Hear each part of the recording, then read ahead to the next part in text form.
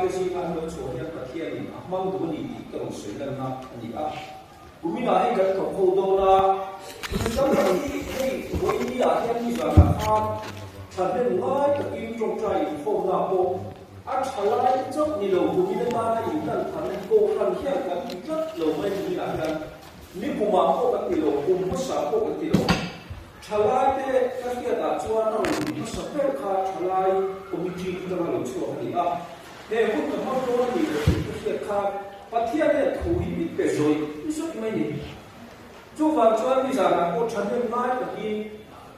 ắt tụ bộ BNP là cô ni sẽ BKHP bộ ni học sẽ rồi đến về để uống thì cái ta so mà đi với mi ở cái thà cũng là thà cũng trả luôn cũng tập máy mi sồn đồng bộ hay cái cổ phần kia thì thà nó sẽ tìm một số các đồ khi mi sồn qua là đồng bộ ni sẽ tìm sang một thà để cổ phần của mi chúng ta thì đúng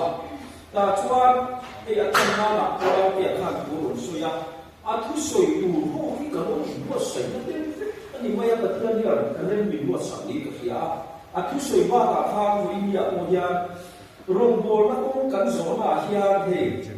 chân chính thật sự là mi sồn đồng bộ là khác khá để sao mà quên thì cô thật về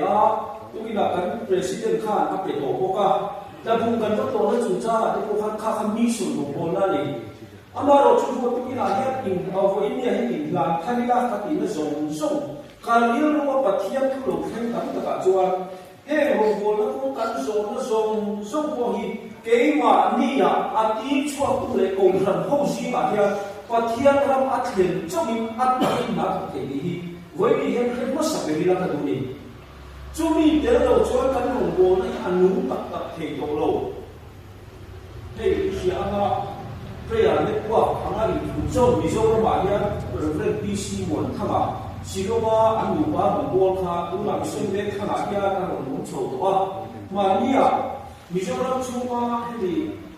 pada saat kan kita ada wajib, kita ministry itu punya orang Islam for Christ, kita harus untuk kami jorong